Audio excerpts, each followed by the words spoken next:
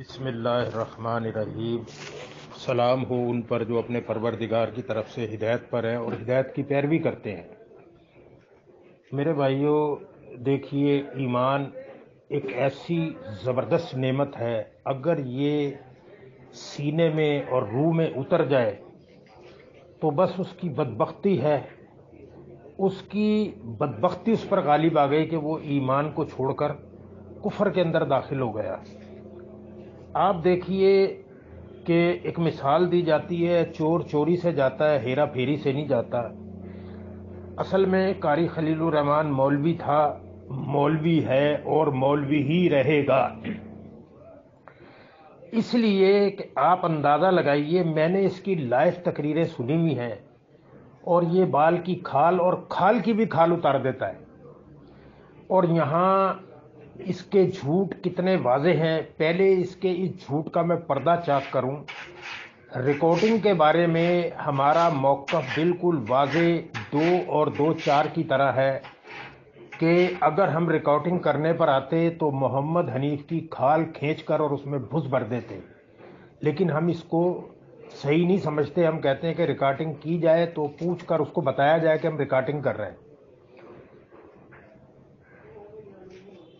اس نے اتنی بڑی تہمت لگائی اس جھوٹے نے، کیونکہ مولوی ہوتا ہی جھوٹا ہے، وہ زن کی پیروی کرتا ہے، اس نے پیٹ کو آگے رکھا ہوا ہوتا ہے اور دین کو پیچھے رکھا ہوا ہوتا ہے۔ اس کا مقصد دین نہیں، دکانداری ہوتی ہے۔ اور یہ بات اس پر اب نہیں، پہلے سے صادق ہوئی ہے کہ یہ وہ مولوی ہے جس کو گاڑی ملی ہوئی ہے اور اس کی منتھلی لگی ہوئی ہے، کیونکہ پیٹ اس نے آگے رکھا ہوا ہے۔ اب آپ دیکھیے، کسی ایسے ساتھی کو جو نیا داخل ہوا اور ایمان کو سمجھ کر داخل ہوا، اس سے سوال کیا جائے کیا اللہ اپنی صفت کسی کو دے سکتا ہے؟ اور معجزہ جو ہوتا ہے وہ اللہ کا حکم ہوتا ہے، اللہ کا اذن ہوتا ہے، اس میں بھی پیغمبر کی کوئی کاریگری نہیں ہوتی۔ اور اس کی میں ایک دلیل دیتا چلوں کہ پیغمبر اتنا بے اختیار ہوتا ہے کہ نبی صلی اللہ علیہ وسلم سے مکے کے اندر 4 سوال کیے گئے، اور یہ کہہ کر سوال کیے گئے کہ اگر یہ اللہ کے سچا نبی ہے تو ان سوالوں کا جواب دے گا، اور غیر نبی اس کا سوالوں کا جواب نہیں دے سکتا، کیونکہ یہود کے عالم اس بات کو جانتے تھے کہ ان سوالوں کا جواب سوائے نبی کے نہیں دے سکتا، کیونکہ وحی ہوتی ہے بیچ میں۔ اور جب نبی صلی اللہ علیہ وسلم سے یہ 4 سوال کیے گئے کہ بتائیے ذوالقرنین کون تھا، اصحاب کہف کا کیا واقعہ ہے، اور موسیٰ علیہ السلام کا کیا معاملہ گزرا، اور روح کیا چیز ہے، تو آپ دیکھیے کہ نبی صلی اللہ علیہ وسلم بھول گئے، اور یہاں اللہ نے اپنی صفت بیان کی۔ آپ نبی صلی اللہ علیہ وسلم نے کہا کہ کل آنا، میں کل بتا دوں گا، اور وہ کل آئے۔ اس طرح وہ مسلسل آتے رہے، اور نبی صلی اللہ علیہ وسلم ان سے کہتے رہے کہ کل آنا، میں کل بتاؤں گا، اور وہ لوگ اپنے اندر جا کر پروپیگنڈا کرنے لگے کہ یہ اللہ کے نبی نہیں ہے، نعوذ باللہ، یہ جھوٹ بولتے ہیں۔ لیکن یہود کے عالم نے کہا کہ ہم اس وقت تک جھوٹا نہیں کہیں گے جب تک وہ یہ کہہ دے کہ مجھے اس کے بارے میں علم نہیں ہے، وہ بلا رہا ہے آپ کو۔ تو نبی صلی اللہ علیہ وسلم نے دعا کی، اللہ سے گڑ گڑائے اللہ کے سامنے کہ وحی کیوں نہیں ہو رہی۔ تو جب وحی ہوئی تو یہ کہا گیا کہ جب کسی سے کہا کرو کہ میں کل بتا دوں گا تو انشاءاللہ کہا کرو، اور بھول جاؤ تو یاد آنے پر کہا کرو کہ انشاءاللہ میں کل بتا دوں گا۔ اور پھر اللہ نے ان کے سوالوں کے جواب دیے۔ تو آپ دیکھیے کہ پیغمبر تو اتنا محتاج ہوتا ہے، اور معجزہ جو ہوتا ہے وہ اللہ کا اذن ہوتا ہے، وہ اللہ اپنی صفت نہیں دیتا معجزانہ طور پر۔ یہ نظریہ رکھنے والا پکا کافر ہے، مشرک ہے، اس کے کفر کے اندر شک کرنے والا بھی کافر ہے۔ اور یہ اتنی آسان بات ہے کہ میرے جیسا بندہ جانتا ہے، اور یہ قاری خلیل الرحمن، یہ مولوی، پیشہ ور مولوی، جو اگر قرات صحیح نہ ہو اس کے پیچھے صلاۃ نہیں پڑھتا، اور یہ کہہ رہا ہے کہ جی میرا مطالعہ نہیں ہے، یہ اتنی موٹی بات ہے کہ لا الہ الا اللہ محمد الرسول اللہ یہ اس کے دائرے میں آتی ہے، یہ اس کو معلوم نہیں ہے، کیونکہ اس نے پیٹ آگے رکھا ہوا ہے۔ پھر وہ واقعہ اس کا بیان کیا گیا عبد الباسط والا، تو اس نے یہود کے عالموں والا کردار ادا کیا۔ اللہ تعالیٰ کہتا ہے کہ یہ بعض حصے کو بیان کرتے ہیں اور بعض کو چھپا دیتے ہیں، اور اس نے چھپا دیا۔ تو دیکھیے یہ محمد حنیف کی اتباع، اس کی پیروی، اس کی الوہیت کے علم کو بلند کرنے میں اتنا اندھا ہو گیا ہے، جھوٹ بولنے میں بھی یہ گریز نہیں کرتا، کیونکہ ظاہر ہے پیٹ کا معاملہ ہے۔ اور اللہ تعالیٰ نے اپنی کتاب کے اندر بیان کر دیا کہ اے ایمان والو، ان پیر اور مولویوں کی اکثریت کا حال یہ ہے کہ لوگوں کا مال کھاتے ہیں باطل طریقے سے، اور اس پر بھی بس نہیں کرتے کہ لوگوں کو اللہ کے راستے سے روکتے ہیں۔ آپ دیکھیے یہ اللہ کے راستے سے روک رہا ہے۔ اگر کسی ایمان والے سے جس کے اندر ایمان راسخ ہو جائے، اس سے سوال کیا جائے، وہ 2 اور 2 4 کی طرح جواب دے گا۔ اور یہ دعوت جو کماڑی کے ساحلوں سے اٹھنے والی دعوت ہے، توحید کے بارے میں تو اس کا موقف بالکل کلیئر ہے، 2 اور 2 4 کی طرح۔ آپ دیکھیے کہ کہیں بھی ایمان کے خلاف بات ہوتی ہے تو روح بے چین ہو جاتی ہے کہ یہ ایمان کے خلاف بات ہے۔ وہ اگر نہیں بولتا تو وہ دل میں بیزار ہو کر چلا جاتا ہے، نہیں تو بولتا ہے وہ کہ بھائی یہ کیا کر رہا ہو، یہ تو شرک ہے۔ تو آپ دیکھیے کہ محمد حنیف کی ریکارڈنگ بالکل کلیئر ہے، اور جس شخص نے یہ ریکارڈنگ کی وہ خود محمد حنیف کے عقیدے کا حامل تھا اور اب بھی ہے، ابھی اس کی کوئی وضاحت نہیں آئی، اور اسی بنیاد پہ انہوں نے محمد حنیف کو چھوڑا کہ یہ تو کھلا ننگا شرک ہے۔ اللہ اپنی صفت، اور محمد حنیف کہتا ہے کہ مجھے نہ بتاؤ، مجھے نہ سمجھاؤ، لکھنے والا جانتا ہے کہ اس نے کیا لکھا ہے، اور اللہ اپنی صفت جب چاہے جس کو دے دے۔ تو دیکھیے کتنا واضح شرک موجود ہے محمد حنیف کا۔ وہاں تو اس نے گٹھلیوں میں بیر ملائے تعظیمی سجدے کے شرک کے اندر، یہاں اللہ نے اس کی گرفت کی، اور اس کے پیروکار اسی کے ساتھ جہنم کے اندر اتریں گے، کیونکہ اس نے ایمان لانے کے بعد لوگوں کو مشرک بنایا، اپنا بوال بھی اٹھائے گا اور لوگوں کا بھی۔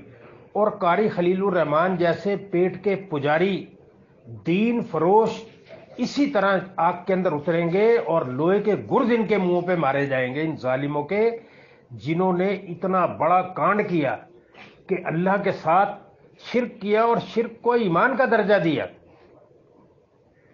میرے بھائیوں دیکھو، اللہ کی کتاب یہ وہ کتاب ہے، اس کے اندر تضاد بیانی نہیں ہے، یہ کھول کھول کر بیان کرتی ہے۔ عقل رکھنے والوں کے لیے اس میں نشانیاں ہیں، غور و فکر کرنے والوں کے لیے اس میں نشانیاں ہیں۔ اللہ کی کتاب توحید کو علیحدہ اور شرک کو علیحدہ بیان کرتی ہے۔ آپ آیت الکرسی پڑھتے ہیں، اس کے اندر اللہ تعالیٰ کہہ رہا ہے لا اکراہ فی الدین، دین میں زبردستی نہیں ہے، ہدایت گمراہی سے واضح طور پر علیحدہ ہو گئی ہے۔ ایسا نہیں ہے کہ گمراہی اور ہدایت گبڑ چوت ہوئی ہوئی ہے، پتہ ہی نہیں لگ رہا کہ ہدایت کیا ہے اور گمراہی کیا ہے۔ اور اللہ نے ہر امت کی طرف جو رسول بھیجے ہیں ان کی دعوت کہہ رہی ہے اللہ کی بندگی کرو اور طاغوت سے اجتناب کرو، لیکن یہ خود طاغوت بن گئے اور طاغوت کے پجاری بن گئے، کیونکہ انہوں نے ایمان کو کفر میں تبدیل کر دیا، اور ان کے اندھے مقلد آنکھیں بند کر ان کے پیچھے چل رہے، سمن بکمن امیون فہم لا یرجعون بن کر ان کے سامنے اللہ کی کتاب کھول کھول کر بیان کی جا رہی ہے، کھول کھول کر ان کو دلائل دیے جا رہے ہیں۔ جتنے دلائل ان کو دیے جا رہے ہیں اور یہ اتنے ہی سخت ہوتے جا رہے ہیں، اور اتنے ہی یہ اللہ کے عذاب اور اس کے غضب کے مستحق ہوتے چلے جا رہے ہیں۔ یہ وہ بہت بدبخت ہیں، کہتے ہیں کہ ہم انتشاری ہیں، باغی ہیں، جنہوں نے ایمان کے اندر کفر و شرک داخل کیا وہ مومن، اور جو ان کے کفر و شرک کی نشاندہی کر رہے ہیں ان کو بتا رہے ہیں کہ باز آ جاؤ، واپس آ جاؤ، توبہ کر لو، بڑا ہولناک عذاب اللہ نے تیار کیا ہوا ہے۔ ان کو یہ کہتے ہیں کہ یہ باغی اور انتشاری ہیں، مرتد ہے۔ تو دیکھیے سورہ یوسف اتنا بہترین قصہ ہے، اللہ نے اپنی حکمت اور اپنی توحید کھول کھول کر بیان کی ہے، اور پیغمبروں کی حکمت کو بھی بیان کیا ہے کہ اللہ تعالیٰ نے ان کو روکا، وہ رک گئے، اس کے باوجود کہ اللہ نے ان کو بتایا، بشارت دی کہ تیرا بیٹا یہ نبی بنے گا، اور بیٹوں نے آ کے جھوٹ بولا کہ اس کو بھیڑیا کھا گیا۔ وہ کہتے ہیں میں نے اللہ کے سپرد کیا اپنا معاملہ، اتنا بڑا جھوٹ بولتے ہو کہ اس کو بھیڑیا کھا گیا، جس کو اللہ نے بشارت دی کہ یہ پیغمبر بنے گا۔ اور پھر دیکھیے یعقوب علیہ السلام کا یہ کہنا پورے واقعے کی گرہ کو کھول دیا کہ اللہ نے مجھ کو وہ علم عطا کیا ہے جس کے بارے میں تم کچھ بھی نہیں جانتے. تو آپ دیکھیے کہ حکمت سے بھرا ہوا، اور اللہ تعالیٰ نے اسی صورت کے اندر کہا کہ یہ ایمان کا دعویٰ کرنے والوں کی اکثریت کا حال یہ ہے کہ اللہ پر ایمان تو رکھتے ہیں لیکن ہے مشرک. اس لیے کیونکہ اللہ جانتا ہے کہ لوگ اللہ پر ایمان رکھتے ہیں. آپ دیکھیے کیا مشرکان مکہ اللہ کو نہیں مانتے تھے؟ مانتے تھے. اللہ نے ان سے کہا کہ بتاؤ ہمارے کون چلاتا ہے، بارش کون برساتا ہے، کھیتی کون اگاتا ہے؟ یہ کہیں گے جھٹ اللہ. تو پھر ان سے کہو اللہ پر ایمان کیوں نہیں لاتے؟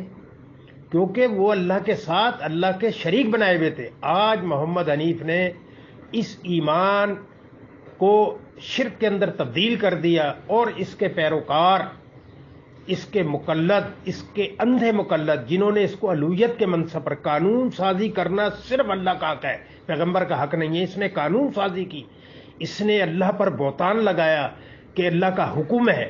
بتاؤ اس سے پوچھو، اس کے مقلد تو نہیں پوچھ سکتے کیونکہ ان کے مفادات ہے. کہاں اللہ نے حکم دیا کہ یوسف کو سجدہ کرو؟ کتنا بڑا انہیں جھوٹ اللہ پر بہتان باندھا. کہتا ہے اللہ کی مشیت ہے، کہاں لکھی ہوئی ہے؟ اس بے ایمان نے کتنا بڑا جھوٹ بولا ہے. اور کہتا ہے اللہ راضی ہو گیا تھا، یہ وہاں موجود تھا، اللہ اس کے سامنے راضی ہو گیا تھا.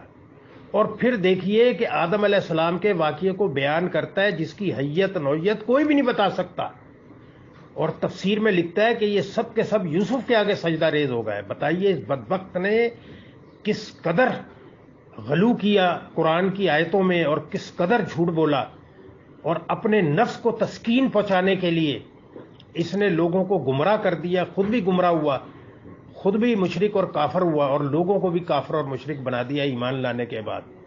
اللہ تعالیٰ اس کے شر سے جو مخلص ہیں ان کو نکالے اور اس کے شر سے بچائے. ایسے طاغوتوں کے شر سے اللہ تعالیٰ اپنی پناہ میں رکھے.